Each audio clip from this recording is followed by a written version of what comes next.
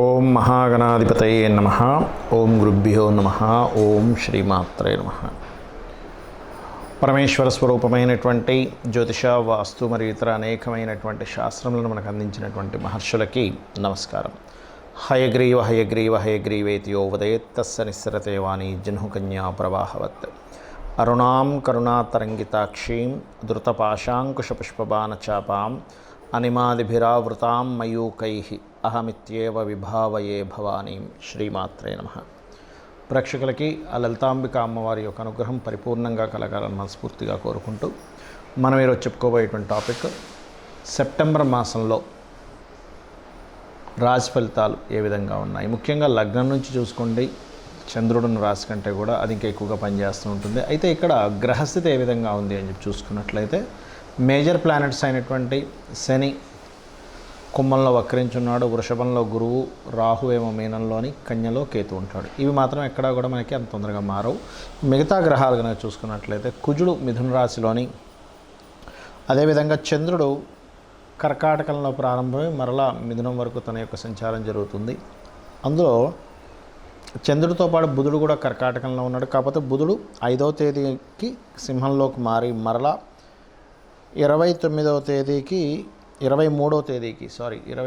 తేదీకి ఇందులోకి మారుతున్నాడు, కన్యారాశిలోకి మారుతున్నాడు. అదేవిధంగా సింహరాశిలో రవి, శుక్రుడు కన్యారాశిలో నీచబడి ఉన్నాడు. ఆయన దాదాపుగా 19వ తేదీ వరకు ఉంటాడు. మరియు అదేవిధంగా ఈ కన్యారాశిలో శుక్రుడు 19వ తేదీ వరకు నీచబడినటువంటి సమయంలో పర్టికులర్గా ఏంటంటే నీచ స్థానంలో ఉండేటువంటి రిజల్ట్స్ కూడా నేను మీకు ప్రత్యేకంగా చెప్తాను. అందరూ అంటే జాతచక్రం ఉన్న వాళ్ళు లేని వాళ్ళు కూడా ఏం పాటించాలనేటువంటిది. సో అందుకని మీరు వీడియో ఎండింగ్ వరకు చూడండి. ముందుగా మేషలగ్నము, మేషరాశి. మేషం వారికి కొన్ని కొత్త పరిచయాలు, రాజకీయ నాయకులతో పరిచయాలు, కాస్త ఇంట్లో తక్కువ బయట ఎక్కువ తిరగడం అనేటువంటిది ఉంటుంది. కొన్ని బిజినెస్ రిలేటెడ్ డీల్స్ సంబంధించిన విషయాల్లో కొన్ని వివాదాస్పదమైనటువంటి విషయాలు కూడా జరుగుతాయి. అదేవిధంగా గురువు కనుక చూసుకున్నట్లయితే గురుగ్రహం 2వ స్థానంలో ఉన్నందుకు ఒక రకంగా చెప్పాలంటే ఇది భూతత్వ సంబంధించినటువంటి రాశి అయినందుకు పర్టికులర్గా ఈ కాంబినేషన్ అనేటువంటిది ఎప్పుడైతే ఈ 2వ స్థానంలో ఉందో ఇది కొంచెం విదేశీ ధనయోగాన్ని, అదేవిధంగా తండ్రి యొక్క ఆస్తి సంబంధించినటువంటి విషయంలో యోగాన్ని కలిగిస్తూ ఉంది. అదేవిధంగా మనకి 4వ స్థానంలో బుధగ్రహం ఉన్నందుకు కాస్త మీరు ఏదైనా హోమ్ లోన్స్ కోసం కనుక ట్రై చేసినట్లయితే షష్ఠమాధిపతి 4వ స్థానంలో ఉన్నందుకు మీకు 5వ తేదీ లోపల, అంటే ఈ మంత్ 5వ తేదీ లోపల మీకు కలిగేటువంటి యోగం అధికంగా కనిపిస్తుంది. బికాజ్ ఆఫ్ మీకు కర్కాటకంలో 5వ తేదీ వరకు అతను ఈ యొక్క బుధుడు ఉంటాడు. 5వ తేదీ తర్వాత నుంచి మనకి సింహంలోకి వస్తున్నాడు. 5 నుంచి 17 మన 23వ తేదీ వరకు. ఇక అదేవిధంగా 19వ తేదీ వరకు శుక్రుడు కన్యారాశిలో ఉంటున్నాడు. కాబట్టి 6వ స్థానం షట్స్ శుక్రుడు అనేటువంటిది అది కూడా కేతుతో కలిసి ఉన్నందుకు స్త్రీ మూలకంగా కొంత గొడవలు జరిగేటువంటి ఆస్కారం అధికంగా కనిపిస్తుంది. శుక్రుడు 6లో ఉన్నందుకు మేషం వారికి. కాబట్టి ఈ యొక్క విషయంలో చాలా జాగ్రత్తగా ఉండండి. ఏదైనా ఒకటి కావచ్చు, ఒక కేసులో ఇరుక్కోవడం కావచ్చు, గొడవలు కావచ్చు, ఏదైనా ఒకటి స్త్రీ మూలకంగా వస్తుంది. కాబట్టి ఇది ముఖ్యంగా గుర్తుపెట్టుకోండి. అదేవిధంగా ఉద్యోగం కోసం వేరే ప్రాంతాలకు వెళ్ళి ప్రయత్నం చేసేటువంటి వారికి చాలా అనుకూలంగా ఉంది.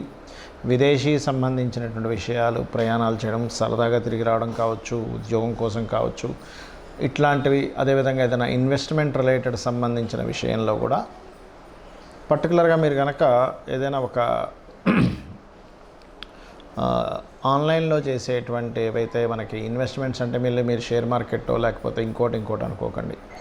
ఆన్లైన్లో చేసేటువంటి బిజినెస్లు ఏవైతే ఉంటాయో జెన్యూన్గా చేసేవి, అటువంటి వాటి మూలంగా కొంత మీకు ఎదుగుదల అనేటువంటిది ఉంటుంది.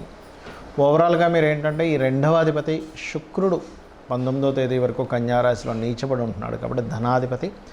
మీరు పొరపాటును కూడా అప్పులు ఇవ్వడము, అప్పులు తీసుకునేటువంటి అంశాలలో చాలా కేర్గా ఉండాలి. ఇక మీరు ఈ రవి పర్టికులర్గా ఈ 17వ తేదీ వరకు మీకు 5వ స్థానంలో ఉంటున్నాడు. దీనివల్ల ఉపాసన సంబంధించిన విషయంలో చాలా బాగుంటుంది. రాజకీయ నాయకులకి కూడా కొంతవరకు ఊరట లభించేటువంటి కొన్ని సంఘటనలు జరుగుతాయి. మంత్రస్థానం బలంగా ఉన్నందుకు ఉపాసన ఏదైనా ఒక మంత్రం తీసుకుని ఉపాసన చేసినట్లయితే రవి 17వ తేదీ వరకు ఉన్నటువంటి స్థితి వల్ల అనారోగ్యాలు తగ్గడము, ఆరోగ్య సంబంధించిన మెరుగు అవ్వడం కూడా జరుగుతుంది. ఇక మీరు చేయవలసిన దేవతారాధన సూర్య నమస్కారాలు ఎక్కువగా చేసుకోండి. లక్ష్మీ గణపతి దేవాలయానికి వెళ్ళి అక్కడ ఏదైనా ప్రసాదాన్ని పంచిపెట్టండి, అన్ని విధాలా బాగుంటుంది. శుక్రుడు, కేతువు ఈ 2 గ్రహాలు కూడా మనకి ఈ 19వ తేదీ వరకు దాదాపుగా ఈ యొక్క కన్యారాశిలో నీచబడి ఉంటున్నందుకు ప్రపంచవ్యాప్తంగా కానీ దేశవ్యాప్తంగా కానీ జరిగేటువంటి పరిస్థితులు ఏమిటి అంటే, కొన్ని దేశాలకు సంబంధించినటువంటి విషయంలో మనం అంటే 1వ తేదీ ముందు నుంచి దాదాపుగా ఆగస్టు నుంచే స్టార్ట్ అవుతుంటుంది. ఆర్థిక మాన్యం, ఎందుకంటే శుక్రుడు నీచ స్థానంలోకి వెళ్తున్నాడు కాబట్టి ఆర్థికంగా కొంతవరకు డౌన్ఫాల్ అనుకోండి, ఆర్థికపరమైనటువంటి చిక్కుల్లో ఇరుక్కోవడం అనుకోండి, ఇటువంటివి జరుగుతాయి దేశపరంగా చూసుకుంటే. ఇది శుక్రుడు కేతువుతో కలిసి కన్యారాశిలో ఉన్నందుకు. మరి శుక్రుడు సహజంగానే అప్పుల స్థానంలో ఉంటున్నాడు వెళ్ళి. అందుకని ఏంటి, మొత్తము కూడా అందరూ కూడా ఎవరికైనా మనం అప్పు ఇచ్చే విషయాల్లో లేదా తీసుకునేటువంటి అంశాలలో కొంత జాగ్రత్త వహించండి, గుర్తుపెట్టుకోండి. ఓకే.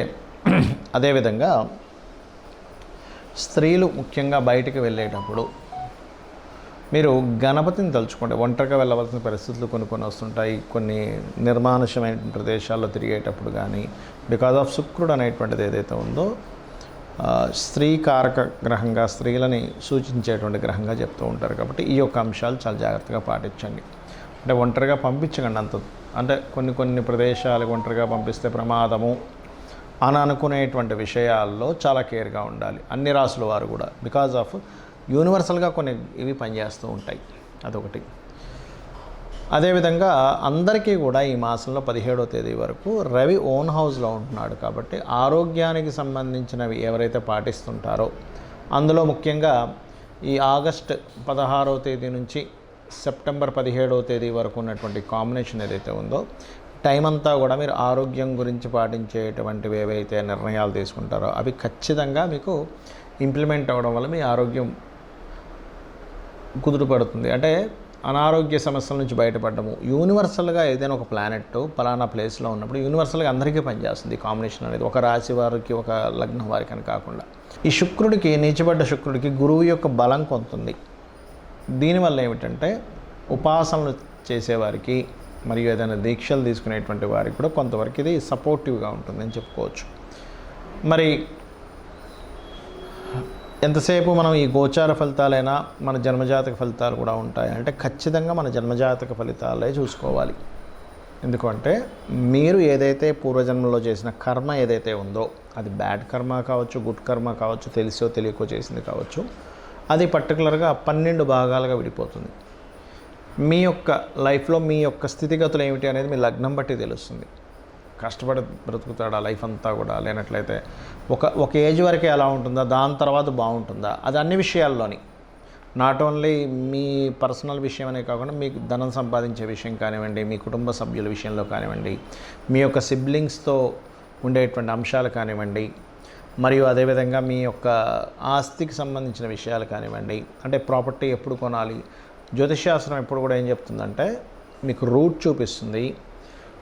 ఆ రూట్లో వెళ్ళేటప్పుడు మీకు లైఫ్లో ఎటువంటివి సంఘటనలు ఎదురవుతాయో చెప్తుంది. ఆ సంఘటనల్ని ఏ రకంగా మీరు ఎదుర్కోవాలి, ఎటువంటి నిర్ణయాలు తీసుకోవాలి, ఎటువంటి నిర్ణయాలు తీసుకోకూడదని చెప్తుంది. అంటే ఏదో ఒక రూట్ చూపించడం కాకుండా ప్రతి అంశంలోని మీకు ఎక్కడ టర్నింగ్ వస్తుంది. మనం చూడండి, ఒక దగ్గరికి వెళ్తుంటాము, ఇక్కడ మీకు టర్న్ ఉంది, ఇక్కడ మీకు స్లోప్ ఉంది, ఇక్కడ మీకు స్పీడ్ బ్రేకర్స్ ఉన్నాయని తెలుస్తున్నప్పుడు మనం జాగ్రత్తగా వెళ్తుంటాం. ఆ రకంగా ఏంటంటే జ్యోతిష్యం అనేటువంటిది వెలుగుని చూపించేది. మరి చాలామంది అంటారు ఏమండి మనం కర్మలో ఉన్నట్టుగా జరుగుతుందని. అది కూడా కొంతవరకు కరెక్ట్. ఎప్పుడు బలీయమైన కర్మ అంటారు. అంటే ఇంక తప్పదు అన్నప్పుడు పర్టికులర్గా ఆ కర్మ తీర్చుకోవడానికి భూమి మీదకి వచ్చినప్పుడు దాని ప్రభావం ఉంటుంది. కానీ మిగతాదంతా కూడా ఆ యొక్క కర్మని తొలగించుకునేటువంటిది కూడా ఉంటుంది. తొలగించుకునేది లేకపోతే ఆ శ్రీకృష్ణ పరమాత్మ తన యొక్క కుమారుడైనటువంటి అతనికి చర్మవ్యాధి, శాపవశాత్తు చర్మవ్యాధి వచ్చినప్పుడు నువ్వు నీ కర్మను తగ్గించుకో అన్నప్పుడు అతను సూర్య నమస్కారాలు లేకపోతే సూర్యుడికి సంబంధించిన ఆలయాలు కట్టో 7 సంవత్సరాల పాటు దానికి సంబంధించిన చేసి ఎలా తగ్గించుకున్నాడు, నా కర్మ ఇంతే అని ఎందుకు వదిలేయలేదు అనేటువంటిది మనం ఒకసారి ఆలోచించుకోవాలి. దశరథ మహారాజుకు కూడా సంతానం లేనప్పుడు మరి సంతానం లేదని అనుకున్నాడు, లేకపోతే పుత్రకామేష్టి యాగం చేసి సంతానాన్ని పొందాడా? ఇలా 1 కాదు 2 కాదు, మన పురాణాల్లో వాటిలో అన్నిట్లో కూడా చెప్తుంది ఏమిటంటే ఆ యొక్క సమయంలో ఆ కాలంలో యాగాలు హోమాలు చేశారు. ఈ యొక్క కలియుగంలో నామస్మరణ, కేవలం అమ్మవారి నామము లేకపోతే విష్ణునామము శివుని యొక్క నామము తలుచుకోవడం ద్వారా మన కర్మ తప్పకుండా దగ్ధమవుతుంది. వీటన్నిటికంటే గొప్పగా ఏంటంటే సూర్య నమస్కారాలు కూడా ఇంకా చక్కగా పనిచేస్తాయి. అందరికీ అన్నీ తెలియకపోవచ్చు, కానీ రోజు సూర్య నమస్కారం చేసుకోండి. ఖచ్చితంగా మీరు ఏదైతే ఇబ్బంది పడుతున్నారో, ఉద్యోగమనో వ్యాపారమనో వివాహమనో, ఇవన్నీ కూడా మీ కర్మ దగ్ధం అవ్వడం ద్వారా మీరు అనుకున్న గోల్ మీరు రీచ్ అవ్వగలుగుతారు. శ్రీమాత్రే నమః.